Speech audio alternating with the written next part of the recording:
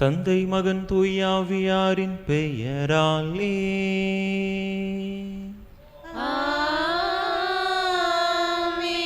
நம் ஆண்டவராகிய இயேசு கிறிஸ்துவின் அருளும் கடவுளின் அன்பும் தூயாவியாரின் நட்புறவும் உங்கள் அனைவரோடும் இருப்பதாக.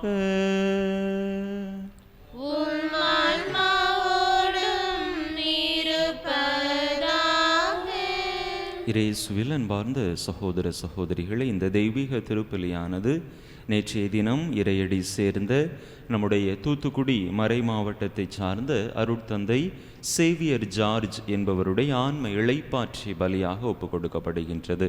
தந்தை அவர்களுக்கு 79 வயது ஆகிறது. தூத்துக்குடியிலே இருக்கக்கூடிய குருக்கள் ஓய்வு இல்லத்திலே தந்தை அவர்கள் இருந்தார். உடல்நல குறைவின் காரணமாக இறையடி சேர்ந்திருக்கிறார். இன்றைய தினம் காலை 9 மணிக்கு சிங்கித்துறையில் வைத்து ஆயர் தலைமையில் தந்தை அவர்களின் அடக்க நிகழ்வுகள் நடக்க இருக்கின்றன. எனவே சிறப்பாக அருட்தந்தை சேவியர் ஜார்ஜ் அவர்களின் ஆன்ம இளைப்பாற்றிக்காக இந்த பலியிலே நாம் வேண்டிக் கொள்வோம். இன்றைய நாளை நாம் நோன்பிருந்து உலக அமைதிக்காக, குறிப்பாக மத்திய கிழக்கு நாடுகளின் அமைதிக்காக, அங்கு அந்த போர் பதற்ற சூழல் முடிவுக்கு வரும்படியாக நாம் ஒப்பு கொடுத்து மன்றாட தமிழக திரு அவையானது நம்மை அழைக்கின்றது. எனவே தவக்கால வெள்ளிக்கிழமையாகிய இன்று நோன்பிருந்து மன்றாடி மத்திய கிழக்கு நாடுகளில் விரைவாக முழுமையான அமைதி திரும்பும்படியாக சிறப்பான விதத்திலே இந்த நாளிலே நாம் மன்றாடுவோம். தகுதியான விதத்தில் இந்த பலியை ஒப்பு கொடுக்க தடையாக இருக்கக்கூடிய நம்முடைய பாவங்கள், குற்றங்கள், குறைகள், பலவீனங்கள் அனைத்தையும் நினைத்து பார்த்து இறைவனிடத்திலே மன்னிப்பு வேண்டுவோம். எல்லாம் வல்ல இறைவனிடமும் சகோதர சகோதரிகளை உங்களிடமும் நான் பாவி என்பதை ஏற்றுக்கொள்கிறேன். ஏனெனில் என் சிந்தனையாலும் சொல்லாலும் செயலாலும் கடமைகள் தவறியதாலும் பாவங்கள் பல செய்தேன். என் பாவமே, என் பாவமே, என் பெரும் பாவமே. ஆகையால் எப்பொழுதும் கன்னியான புனித மரியாளையும் வானதுதர் புனிதர் அனைவரையும் சகோதர சகோதரிகளை உங்களையும் நம் தேவனாகிய ஆண்டவரிடம் எனக்காக வேண்டிக் கொள்ள மன்றாடுகிறேன். எல்லாம் வல்ல இறைவன் நம் மீது இரக்கம் வைத்து நம் பாவங்களை எல்லாம் மன்னித்து நம்மை நிலை வாழ்வுக்கு அழைத்து செல்வாராக. ஆமென்.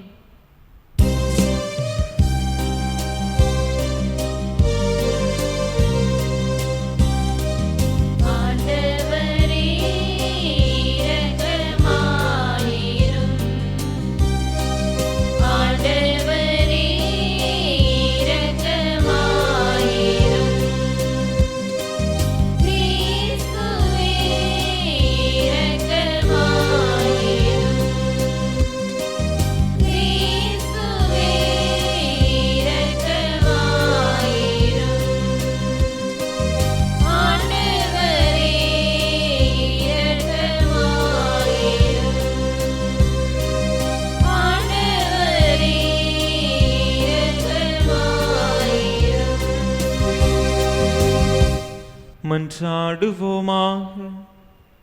எல்லாம் வல்ல இறைவா, நாங்கள் ஆர்வமுடன் கடைபிடிக்கும் தவ முயற்சிகள் எங்களை தூய்மையாக்கி புனிதப்படுத்த உம்மை வேண்டுகின்றோ. அதனால் வரவிருக்கும் புனித நிகழ்வுகளுக்கு நேர்மையான மனதோடு நாங்கள் வந்து சேர செய்வீராக. உம்மோடு தூயாவியாரின் ஒன்றைப்பில் ஒரே இறைவனாய் என்றென்றும் வாழ்ந்து ஆட்சி செய்கின்ற எங்கள் ஆண்டவரும் உம் திருமகனுமாகி இயேசு கிறிஸ்து வழியாக உம்மை மன்றாடுகின்றோ.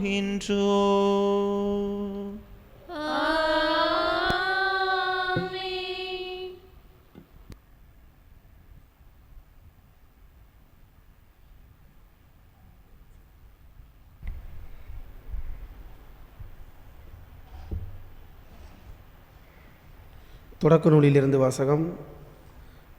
அதிகாரம் 37, இறை வார்த்தைகள் 3 முதல் 4 மற்றும் 12 முதல் 13, 17 முதல் 28 முடிய. இஸ்ரேல் முதிர்ந்த வயதில் தமக்கு யோசேப்பு பிறந்தமையால் அவரை மற்ற எல்லா புதல்வரை விட அதிகமாக நேசித்து வந்தார். அவருக்கு அழகு வேலைப்பாடுகள் நிறைந்த ஒரு அங்கியை செய்து கொடுத்தார். அவருடைய சகோதரர்கள் தங்கள் தந்தை அவரை எல்லாரிலும் அதிகமாக நேசிக்கிறார் என்று கண்டு அவரை வெறுத்தனர். அவர்களால் அவரோடு பாசத்தோடு பேச இயலவில்லை. அப்படி இருக்கையில் அவர் சகோதரர் செக்கேமில் தம் தந்தையின் மந்தைகளை மேய்க்க சென்றனர். இஸ்ரேல் யோசேப்பை நோக்கி, உன் சகோதரர்கள் செக்கேமில் ஆடு மேய்க்கிறார்கள் அல்லவா, அவர்களிடம் உன்னை அனுப்பப் போகிறேன் என்றார். யோசேப்பு தம் சகோதரரை தேடி சென்று தோத்தானில் அவர்களை கண்டுபிடித்தார். தொலைவில் அவர் அவரதை கண்டு அவர்கள் தங்களுக்குள் அருகில் அவர் வருமுன் அவரை கொல்ல திட்டமிட்டனர். அவர் சகோதரர்கள் ஒருவரை நோக்கி, இதோ வருகிறான் கனவின் மன்னன், நாம் அவனை கொன்று இந்த ஆழ்குழிக்குள் ஒன்றில் தள்ளிவிட்டு ஒரு கொடிய விலங்கு அவனை தின்றுவிட்டதென்று சொல்வோம். அப்பொழுது அவனுடைய கனவுகள் என்னவாகும் என்று பார்ப்போம் என்றனர். ரூபன் இவற்றை கேட்டு அவர்கள் கையிலிருந்து தப்பிவிக்கும் எண்ணத்தில் அவர்களை நோக்கி, நாம் அவனை சாகடிக்க வேண்டாம் என்றார். ரூபன் அவர்களை நோக்கி, அவன் இரத்தத்தை சிந்தாதீர்கள், அவனை பாலை நிலத்தில் உள்ள ஒரு ஆழ்குழிக்குள் தள்ளிவிடுங்கள், அவன் மீது கை வைக்காதீர்கள் என்று சொன்னார். ஏனெனில் அவர்கள் கையிலிருந்து அவரை தப்பிவித்து தம் தந்தையிடம் சேர்ப்பிக்கும் நோக்கம் கொண்டிருந்தார். யோசேப்பு தம் சகோதரிடம் வந்து சேர்ந்தவுடன் அவர் அணிந்திருந்த அழகு வேலைப்பாடுகள் நிறைந்த அங்கியை உரிந்துவிட்டு அவரை ஆழ்குழியில் தூக்கி போட்டனர். அது தண்ணீர் இல்லாத வெறும் குழி. பின்பு அவர்கள் உணவு அருந்தும்படி அமர்ந்தனர். அப்பொழுது அவர்கள் கண்களை உயர்த்தி கிலாயிலிருந்து வந்து கொண்டிருந்த இஸ்மாயிலியரின் வணிக குழுவை பார்த்தனர். நறுமண பொருட்களையும் தைல வகைகளையும் வெள்ளை போலத்தையும் அவர்கள் ஒட்டகங்களின் மேல் ஏற்றி எகிப்திற்கு சென்று கொண்டிருந்தனர். அப்பொழுது யூதா தம் சகோதரர்களை நோக்கி, நாம் நம் சகோதரனை கொன்று அவன் இரத்தத்தை மறைப்பதனால் நமக்கு என்ன பயன்? வாருங்கள், இஸ்மேலிற்கு அவனை விற்றுவிடுவோம். அவன் மேல் நாம் கை வைக்க வேண்டாம், ஏனெனில் அவன் நம் சகோதரனும் நம் சொந்த சதையுமாயிருக்கிறான் என்று சொல்ல அவர்கள் சம்மதித்தனர். ஆகையால் மிதியான் நாட்டு மனிதர் அவர்களை கடந்து செல்கையில் குழியிலிருந்து யோசேப்பை வெளியே தூக்கி அந்த இஸ்மேலியரிடம் 20 வெள்ளிக்காசுக்கு விற்றனர். அவர்களும் யோசேப்பை எகிப்துக்கு கொண்டு சென்றனர். இது ஆண்டவர் வழங்கும் அருள்வாக்கு. இறைவனுக்கு நன்றி. பல்லவி. ஆண்டவர் செய்த வியத்தகு செயல்களை நினைவு கூறுங்கள். ஆண்டவர் செய்த வியத்தகு செயல்களை நினைவு கூறுங்கள். நாட்டில் அவர் பஞ்சம் வரும்படி செய்தார், உணவென்னும் ஊன்றுகோலை முறித்து விட்டார். அவர்களுக்கு முன் ஒருவரை அனுப்பி வைத்தார், யோசேப்பு என்பவர் அடிமையாக விற்கப்பட்டார். பல்லவி. ஆண்டவர் செய்த வியத்தகு செயல்களை நினைவு கூறுங்கள். அவர் தம் கால்களுக்கு விலங்கிட்டு அவரை துன்புறுத்தினர். அவர் தம் கழுத்தில் இரும்பு பட்டையை மாட்டினர். காலம் வந்தது, அவர் உரைத்தது நிறைவேறிற்று. ஆண்டவரின் வார்த்தை அவர் உண்மையானவர் என மெய்ப்பித்தது. பல்லவி. ஆண்டவர் செய்த வியத்தகு செயல்களை நினைவு கூறுங்கள். மன்னர் ஆள் அனுப்பி அவரை விடுதலை செய்தார். மக்களினங்களின் தலைவர் அவர்களுக்கு விடுதலை அளித்தார். அவரை தம் அரண்மனைக்கு தலைவராக்கினார். தம் உடைமைகளுக்கெல்லாம் பொறுப்பாளராக ஏற்படுத்தினார். பல்லவி. ஆண்டவர் செய்த வியத்தகு செயல்களை நினைவு கூறுங்கள்.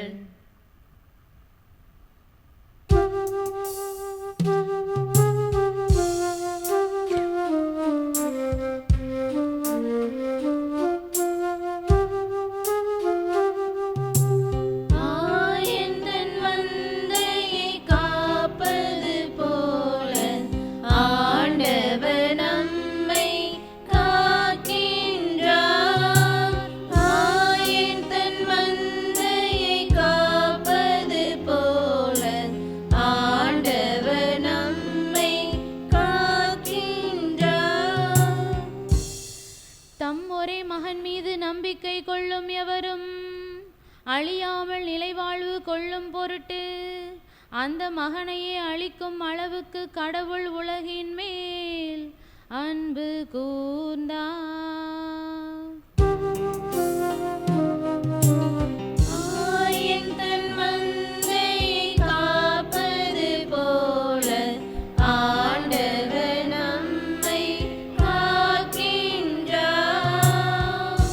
ஆண்டவர் உங்களோடு இருப்பாராக. உம் ஆன்மாவோடும் இருப்பாராக. மத்தேயு எழுதிய தூய நற்செய்தியிலிருந்து வாசகம். ஆண்டவரே, மாட்சி உமக்கே. அதிகாரம் 21, இறை வசனங்கள் 33 முதல் 43 மற்றும் 45, 46. மத்தேயு நற்செய்தி அதிகாரம் 21, இறை வசனங்கள் 33 முதல் 43 மற்றும் 45, 46. அக்காலத்தில் இயேசு தலைமை குருக்களையும் மக்களின் மூப்பர்களையும் நோக்கி கூறியது: மேலும் ஒரு உவமையை கேளுங்கள். நிலக்கிழார் ஒருவர் ஒரு திராட்சை தோட்டம் போட்டு சுற்றிலும் வேலி அடைத்து அதில் பிழிவு குழி வெட்டி ஒரு காவல் மாடமும் கட்டினார். பின்பு தோட்ட தொழிலாளர்களிடம் அதை குத்தகைக்கு விட்டுவிட்டு நெடும் பயணம் மேற்கொண்டார். பழம் பறிக்கும் காலம் நெருங்கி வந்தபோது அவர் தமக்கு சேர வேண்டிய பழங்களை பெற்று வரும்படி தம் பணியாளர்களை அத்தோட்ட தொழிலாளர்களிடம் அனுப்பினார். தோட்ட தொழிலாளர்களோ அவருடைய பணியாளர்களை பிடித்து ஒருவரை நைய புடைத்தார்கள், ஒருவரை கொலை செய்தார்கள், ஒருவரை கல்லால் எறிந்தார்கள். மீண்டும் அவர் முதலில் அனுப்பியவர்களை விட மிகுதியான வேறு சில பணியாளர்களை அனுப்பினார். அவர்களுக்கும் அப்படியே அவர்கள் செய்தார்கள். தம் மகனை மதிப்பார்கள் என்று அவர் நினைத்து கொண்டு அவரை இறுதியாக அவர்களிடம் அனுப்பினார். அம்மகனை கண்டபோது தோட்ட தொழிலாளர்கள், இவன்தான் சொத்துக்கு உரியவன், வாருங்கள், நாம் இவனை கொன்று போடுவோம், அப்போது இவன் சொத்து நமக்கு கிடைக்கும் என்று தங்களிடையே பேசிக்கொண்டார்கள். பின்பு அவர்கள் அவரை பிடித்து திராட்சை தோட்டத்திற்கு வெளியே தள்ளி கொன்று போட்டார்கள். எனவே திராட்சை தோட்ட உரிமையாளர் வரும்போது அத்தொழிலாளர்களை என்ன செய்வார் என இயேசு கேட்டார். அவர்கள் அவரிடம், அத்தீயோரை ஈவிரக்கமின்றி ஒழித்து விடுவார், உரிய காலத்தில் தமக்கு சேர வேண்டிய பங்கை கொடுக்க முன்வரும் வேறு தோட்ட தொழிலாளர்களுக்கு அத்திராட்சை தோட்டத்தை குத்தகைக்கு விடுவார் என்றார்கள். இயேசு அவர்களிடம், கட்டுவோர் புறக்கணித்த கல்லை கட்டடத்துக்கு மூலைக்கல் ஆயிற்று.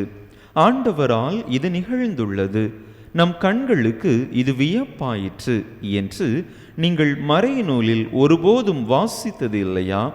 எனவே உங்களிடமிருந்து இறையாட்சி அகற்றப்படும். அவ்வாட்சிக்கு ஏற்ற முறையில் செயல்படும் ஒரு மக்களினத்தார் அதற்கு உட்படுவர் என நான் உங்களுக்கு சொல்கிறேன். தலைமை குருக்களும் பரிசேயரும் அவருடைய உவமைகளை கேட்டபோது தங்களை குறித்தே அவர் கூறினார் என்று உணர்ந்து கொண்டனர். அவர்கள் அவரை பிடிக்க வழி தேடியும் மக்கள் கூட்டத்தினர் அவரை இறைவாக்கினர் என்று கருதியதால் அவர்களுக்கு அஞ்சினார்கள். ஆண்டவரின் அருள் வாக்கு. கிறிஸ்துவே, உமக்கு புகழ்.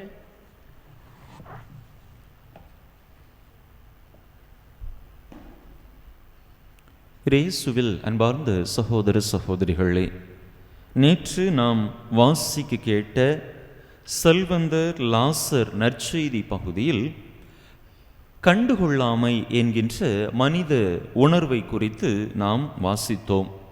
இன்றைய நற்செய்தியை நாம் வாசிக்கும் பொழுது வெறுப்பு என்கின்ற ஒரு மனித உணர்வு வெளிப்படுகின்றது. கண்டுகொள்ளாமை, வெறுப்பு என்கின்ற இந்த இரண்டு மனித உணர்வுகளையும் ஒப்பிடுகின்ற பொழுது கண்டுகொள்ளாமையை விட வெறுப்பு என்பது சற்று அதிகமான தாக்கத்தை ஏற்படுத்துவதாக, மனிதர்களில் அதிக பாதிப்பை ஏற்படுத்துவதாக இருக்கின்றது. இன்றைய இரண்டு வாசகங்களுமே வெறுப்பு என்கின்ற இந்த உணர்வை தாங்கி வருவதை பார்க்கிறோம். முதல் வாசகத்தை நாம் எடுத்துக்கொண்டோம் என்று சொன்னால், அங்கே தன்னுடைய சொந்த சகோதரர்களால் யோசேப்பு வெறுப்புக்கு உள்ளாகிறார். உடன் பிறந்த சகோதரர்களே தங்கள் உடன் பிறந்த சகோதரரான யோசேப்பை வெறுத்து அவரை எவ்வாறு ஒழித்து கட்டலாம் என்று நினைக்கிறார்கள். எதற்காக அவர்கள் யோசேப்பை வெறுக்கிறார்கள், அழிக்க நினைக்கிறார்கள்? யோசேப்பு அவர்கள் தந்தை யாக்கோபின் செல்ல பிள்ளையாக, தந்தையின் பரிவுக்கு தந்தையால் அதிகம் போற்றப்படுபவராக, அதிக செல்லம் கொடுக்கப்படுபவராக இருக்கின்றார். அடுத்ததாக யோசேப்பு அவர்கள் சகோதரர்கள் செய்த தவறுகளை எல்லாம் அவருடைய தந்தையிடத்தில் சொல்லிவிடுகின்றார். அடுத்ததாக யோசேப்பு அவருடைய பெற்றோர் மீதும் உடன் பிறப்புகள் மீதும் ஆட்சி செலுத்த போவதாக தான் கண்ட கனவை அவர்களிடத்தில் எடுத்துரைக்கிறார். இந்த காரணங்களால் அவர்கள் யோசேப்பின் மீது வெறுப்பு கொள்ளுகிறார்கள், அவரை ஒழித்து கட்டிவிட நினைக்கிறார்கள்.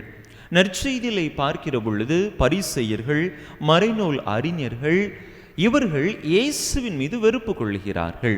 ஒரே இனத்தவர்கள்தான், தங்களுடைய இனத்தவரான இயேசுவின் மீதே அவர்கள் வெறுப்பு கொண்டு அவரை அழித்துவிட நினைக்கிறார்கள். அன்பு மக்களே, கண்டுகொள்ளாமை என்கின்ற அந்த உணர்வினால் நாம் மற்றவர்களுக்கு எந்த தீங்கையும் ஏற்படுத்துவதில்லை. அவர்களுடைய இருப்பை நாம் கண்டுகொள்ளாமல் இருக்கிறோம். அவர்கள் என்ன செய்தாலும் அதை நாம் பொருட்படுத்தாமல் இருக்கிறோம். அதே நேரத்தில் வெறுப்பு என்கிற பொழுது அடுத்த மனிதர்களை அழித்து விட வேண்டும் என்கின்ற அந்த ஒரு எண்ணம் நம்முடைய உள்ளத்திலே மேலோங்கி காணப்படும்.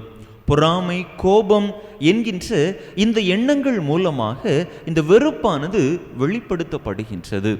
இந்த வெறுப்பு உணர்வு ஒரு மனிதருக்குள்ளாக வந்துவிட்டால் எந்த மனிதர் மீது அவர் வெறுப்பு கொண்டிருக்கிறாரோ அந்த மனிதர் அழிவதை இந்த வெறுப்பு கொண்டிருக்கக்கூடிய மனிதர் விரும்புவதாக பார்க்கிறோம். முதல் வாசகத்தில் உடன் பிறந்த சகோதரர்கள் தங்களுடைய சகோதரர் யோசேப்பின் மீது வெறுப்பு கொண்டிருந்தார்கள். எனவே அவருடைய அழிவை அவர்கள் விரும்பினார்கள். அதே போல நற்செய்தி வாசகத்திலே பார்க்கிறோம், பரிசேயர்கள், மறைநூல் அறிஞர்கள், மூப்பர்கள் இயேசுவின் மீது வெறுப்பு கொண்டார்கள். எனவேதான் அவர்கள் இயேசுவை கொலை செய்ய விரும்பினார்கள்.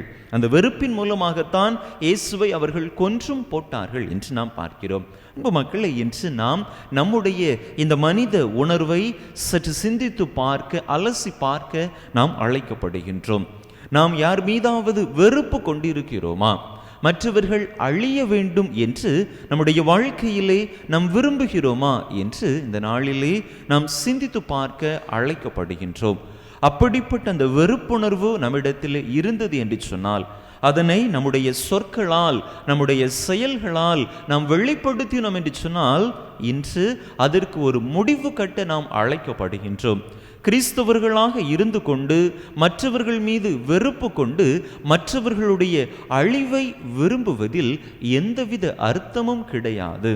அப்படி ஒரு வாழ்வை நாம் வாழ்கிறோம், அப்படிப்பட்ட வெறுப்பு எண்ணங்களை நம்முடைய உள்ளத்திலே நாம் சுமந்து கொண்டிருக்கிறோம் என்று சொன்னால் நம்முடைய வாழ்வு நல்ல ஒரு கிறிஸ்தவ வாழ்வாக இருக்க முடியாது. நாம் போலி கிறிஸ்தவர்களாகத்தான் இருப்போமே தவிர நல்ல ஒரு கிறிஸ்தவ வாழ்வு நம்மால் வாழ முடியாது. அன்பு மக்களே, நம்முடைய வாழ்வை சற்று சிந்தித்து பார்த்து நாம் நம்முடைய உள்ளத்திலே இப்படிப்பட்ட வெறுப்புணர்வுகளை கொண்டிருந்தோம் என்று சொன்னால் அதிலிருந்து விடுபட்டு யாரிடமெல்லாம் வெறுப்பு கொண்டிருக்கிறோமோ அவர்களை அன்பு செய்ய முயற்சி செய்வோம். மழைப்பொழிவிலே ஆண்டவர் அருமையாக சொல்வார். மத்தேயு நற்செய்தி 5வது அதிகாரம் 43, 44 இறை வசனங்களிலே நாம் வாசிக்கின்றோம்.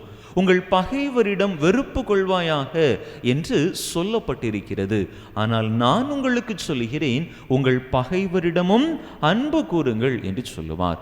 நாம் யாரிடமெல்லாம் பகை கொண்டிருக்கிறோமோ, யாரையெல்லாம் வெறுக்கிறோமோ அவர்களிடம் ஆண்டவர் விரும்புகிறபடி அன்பு கூறுவோம்.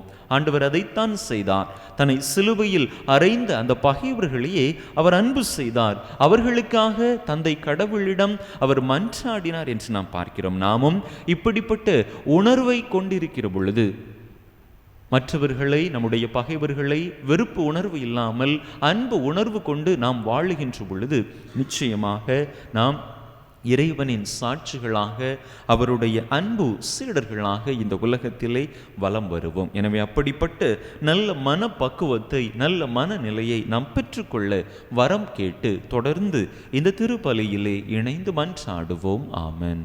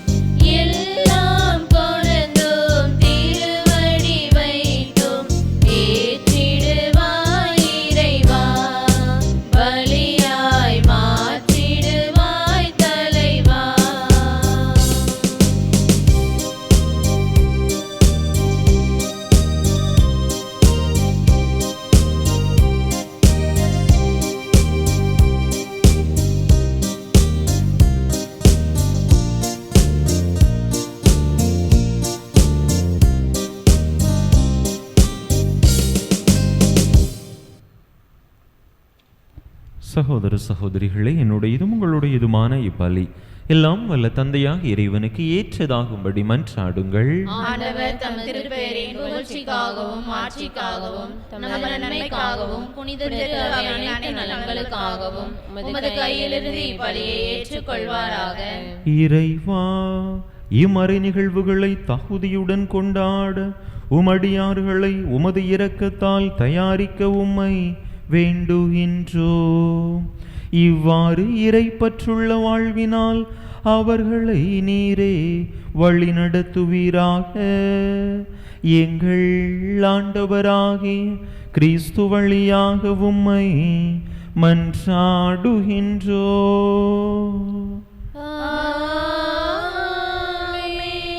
ஆண்டவர் உங்களோடு இருப்பாராக.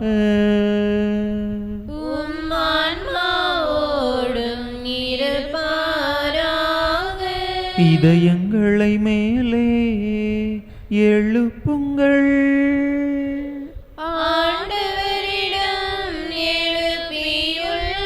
நம் இறைவனாகிய ஆண்டவருக்கு நன்றி கூறுவோம்.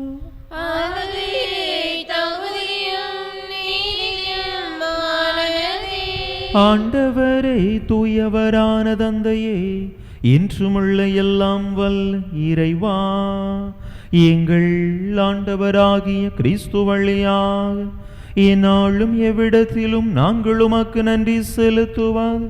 மெய்யாகவே தகுதியும் நீதியுமாகும். எங்கள் கடமையும் மீட்புக்குரிய செயலுமாகும். எங்கள் உண்ணா நோன்பின் வழியாக நீர் எங்கள் தீய நாட்டங்களை அடக்குகின்றீர். மனதை மேலே எழுப்புகின்றீர். நற்பண்புகளையும் அவற்றிற்கான பரிசுகளையும் எங்கள் ஆண்டவராகிய கிறிஸ்து வழியாக பெருகச் செய்கின்றீர். அவர் வழியாகவே உமது மாண்பை வான தூதர் புகழ்கின்றனர். தலைமை தாங்குவோருமை வழிபடுகின்றனர். அதிகாரம் செலுத்துவோரும் திருமுன் நடுங்குகின்றனர். வானங்களும் அவற்றில் உள்ள ஆற்றல்களும் செராபீன்களும் ஒன்று கூடி அக்களித்து கொண்டாடுகின்றன. அவர்களோடு எங்கள் குரலையும் சேர்த்து கொள்ளுமாறு நாங்கள் உமை தாழ்மையுடன் இறைஞ்சி ஒரே குரலாய் ஆர்ப்பரித்து பாடுவதாவது: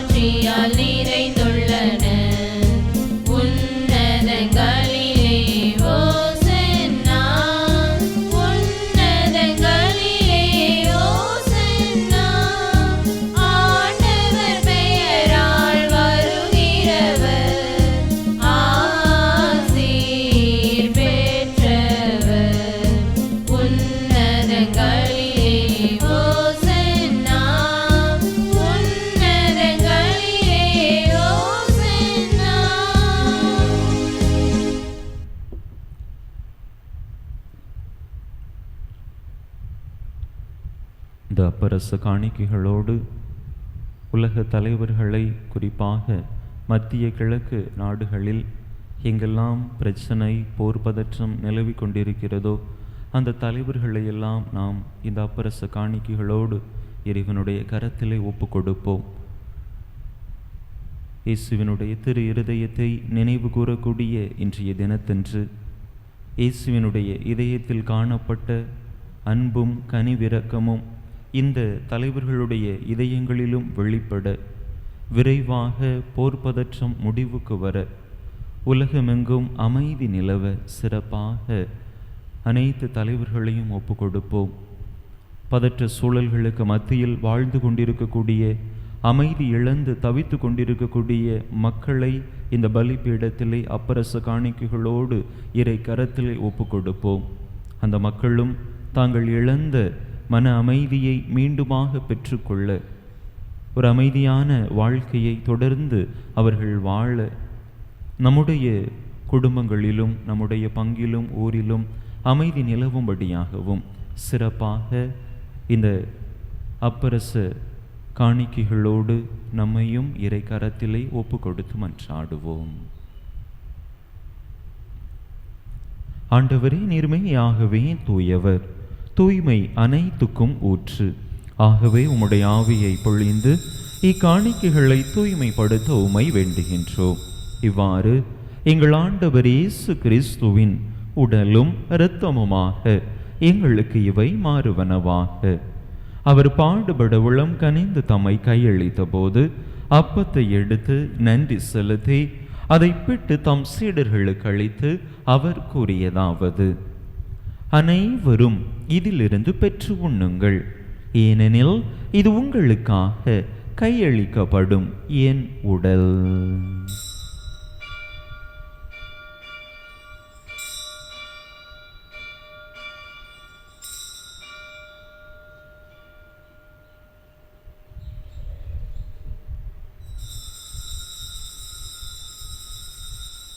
அவ்வண்ணமே இரவு விருந்தை அருந்திய பின் கிண்ணத்தையும் எடுத்து மீண்டும் உமக்கு நன்றி கூறி தம் சீடர்களுக்கு அளித்து அவர் கூறியதாவது: அனைவரும் இதிலிருந்து பெற்று பருகுங்கள், ஏனெனில் இது புதிய நிலையான உடன்படிக்கைக்குரிய என் இரத்தத்தின் கிண்ணம்.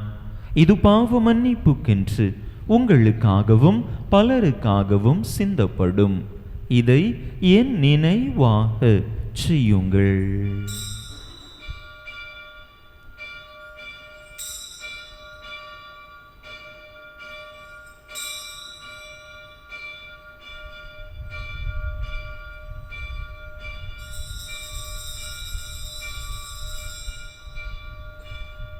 நம்பிக்கையின் மறைபொருள்.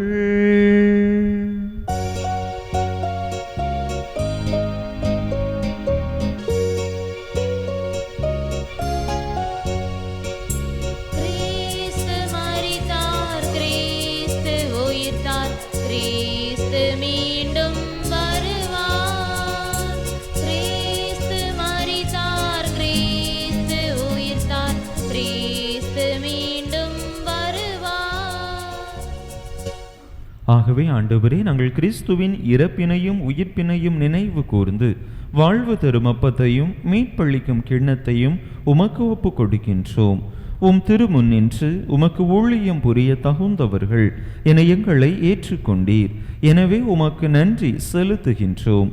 மேலும் கிறிஸ்துவின் உடலிலும் இரத்தத்திலும் பங்கு கொள்ளும் எங்களை தூய ஆவியார் ஒன்று சேர்க்க வேண்டுமென உமை தாழ்மையுடன் மன்றாடுகின்றோம். ஆண்டவரே, உலகெங்கும் பரவி இருக்கும் உமது திரு அவையை நினைவு கூர்ந்தருளும்.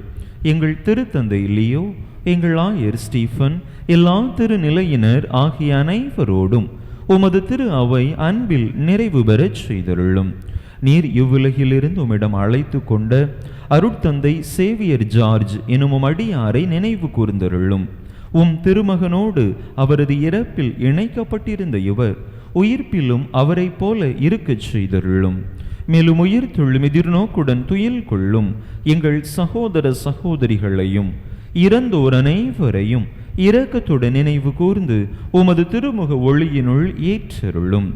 எங்கள் அனைவர் மீதும் இரக்கமாயிரும். கடவுளின் கன்னித்தாயும் எங்கள் பாதுகாவலியுமான புனித ஜெபமாலை அன்னை, அவருடைய கணவரான புனித யோசேப்பு, புனித திருத்தூதர்கள், இவ்வுலகில் உமக்குகந்தவராயிருந்தோர் ஆகிய புனிதர் அனைவருடனும் நாங்கள் நிலை வாழ்வில் பங்கு கொள்ளும் தகுதி பெற்று உம் திருமகன் இயேசு கிறிஸ்து வழியாக உமை புகழ்ந்தேத்தும் வரமருள உமை மன்றாடுகின்றோம்.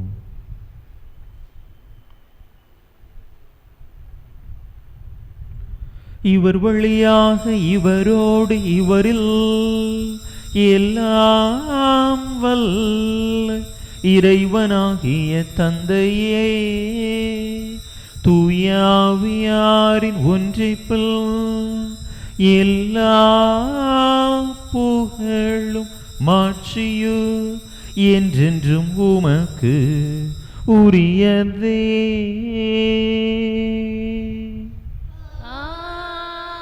ஆமென், ஆமென், ஆமென். மீட்பரின் கட்டளையால் கற்பிக்கப்பட்டு இறை படிப்பினையால் பயிற்சி பெற்ற நாம் துணிந்து சொல்லுவோம். விண்ணுலகில் இருக்கிற எங்கள் தந்தையே, உமது பெயர் தூயது என போற்ற பெறுக. உமது ஆட்சி வருக. உமது திருவுளம் விண்ணுலகில் நிறைவேறுவது போல மண்ணுலகிலும் நிறைவேறுக. எங்கள் அன்றாட உணவை இன்று எங்களுக்கு தாரும். எங்களுக்கு எதிராக குற்றம் செய்வோரை நாங்கள் மன்னிப்பது போல எங்கள் குற்றங்களை மன்னியும். எங்களை சோதனைக்கு உட்படுத்தாதையும் தீமையிலிருந்து எங்களை விடுவித்தருளும். ஆண்டவரே, தீமை அனைத்தில் இருந்தும் எங்களை விடுவித்து எங்கள் வாழ்நாளில் அமைதியை கனிவுடன் அருள உமை மன்றாடுகின்றோம். உமது இரக்கத்தின் உதவியால் நாங்கள் பாவத்திலிருந்து எப்போதும் விடுதலை பெற்று யாதொரு கலக்கமுமின்றி நலமாய் இருப்போமாக. நாங்கள் எதிர்நோக்கி இருக்கும் பேரின்பத்துக்காகவும் எம் மீட்பராகிய இயேசு கிறிஸ்துவின் வருகைக்காகவும் காத்திருக்கின்றோம். ஏனெனில் ஆட்சியும் வல்லமையும் மாட்சியும் என்றென்றும் உமதே. ஆண்டவரே இயேசு கிறிஸ்துவே, அமைதியை உங்களுக்கு விட்டுச் செல்கின்றேன், என் அமைதியையே உங்களுக்கு அளிக்கின்றேன் என்றும் திருத்தூதர்களுக்கு மொழிந்தீரே. எங்கள் பாவங்களை பாராமல் உமது திரு அவையின் நம்பிக்கையை கண்ணோக்கி உமது திருவுளத்துக்கு ஏற்ப அதற்கு அமைதியையும் ஒற்றுமையையும் அளித்தருள்வீராக. என்றென்றும் வாழ்ந்து ஆட்சி செய்கின்றவர் நீரே. ஆமென். ஆண்டவருடைய அமைதி உங்கள் அனைவரோடும் என்றும் இருப்பதாக. உம் ஆன்மாவோடும் இருப்பதாக. ஒருவருக்கொருவர் கிறிஸ்து வழங்கும் அமைதியை பகிர்ந்து கொள்வோம்.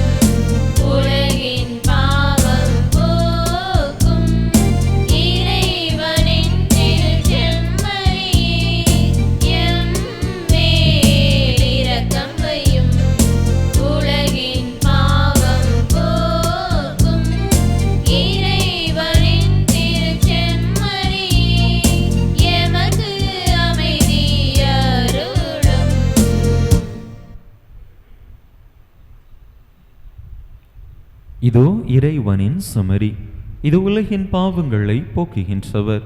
இந்த செம்மறியின் திருவிருந்துக்கு அழைக்க பெற்றுள்ள நாம் பேறு பெற்றோ. ஆண்டவரே, நீர் என் இல்லத்தில் எழுந்தருளி வர நான் தகுதியற்றவள். ஆனால் ஒரு வார்த்தை மட்டும் சொல்லியருளும், எனது ஆன்மா நலமடையும்.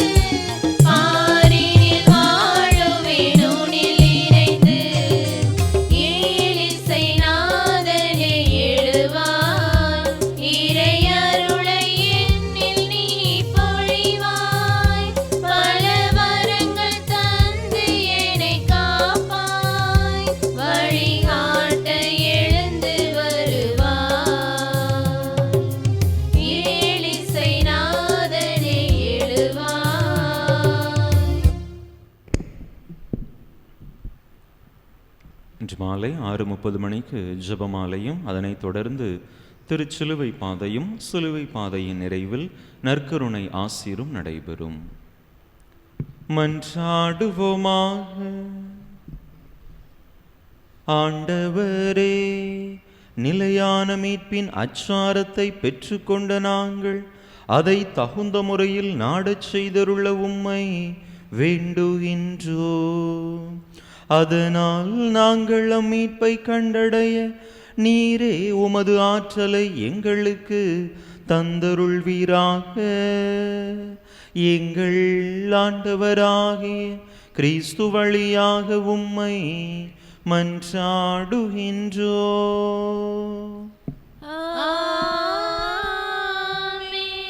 ஆண்டவர் உங்களோடு இருப்பாராக.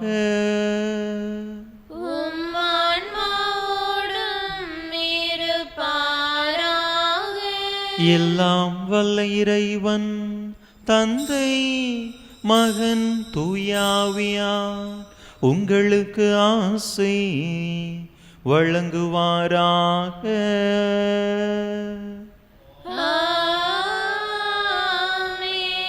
இறையாசிரை நிறைவாக பெற்றவர்களாக சென்று வாருங்கள்.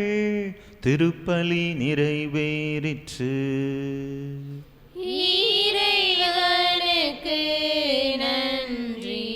அன்பு மக்களை, நாளை மாதத்தின் முதல் சனிக்கிழமை வழக்கம் போல முதல் சனி பக்தி வழிபாடுகள் நம்முடைய ஆலயத்திலே சிறப்பாக நடைபெறும்.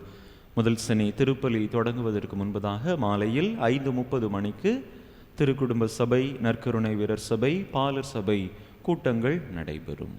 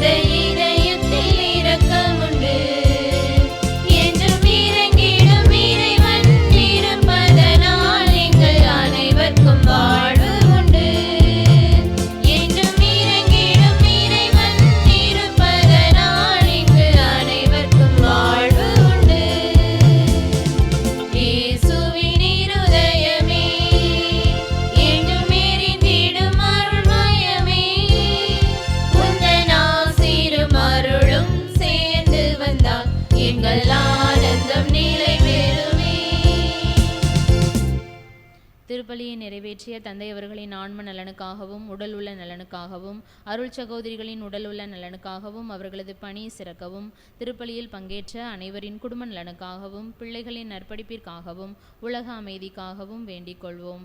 விண்ணுலகில் இருக்கிற எங்கள் தந்தையே, உமது பெயர் தூயது என போற்ற பெறுக. உமது ஆட்சி வருக. உமது திருவுளம் விண்ணுலகில் நிறைவேறுவது போல மண்ணுலகிலும் நிறைவேறுக.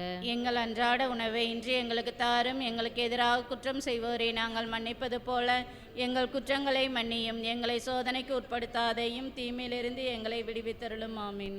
அருள் நிறைந்த மரியே வாழ்க, ஆண்டவர் உம்முடனே, பெண்களுக்குள் ஆசீர்வதிக்கப்பட்டவர் நீரே.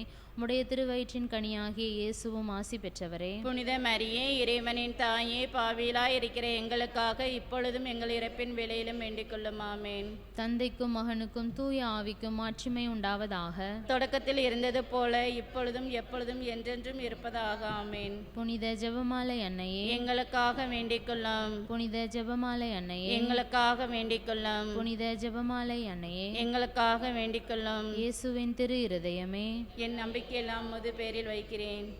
நிலையான புகழுக்குரிய தூய இறை நற்கருணைக்கு எல்லா காலமும் ஆராதனையும் புகழும் போற்றியும் மாட்சிமையும் உண்டாக கடவது. தந்தை மகன் தூய ஆவியாரின் பெயராலே ஆமேன்.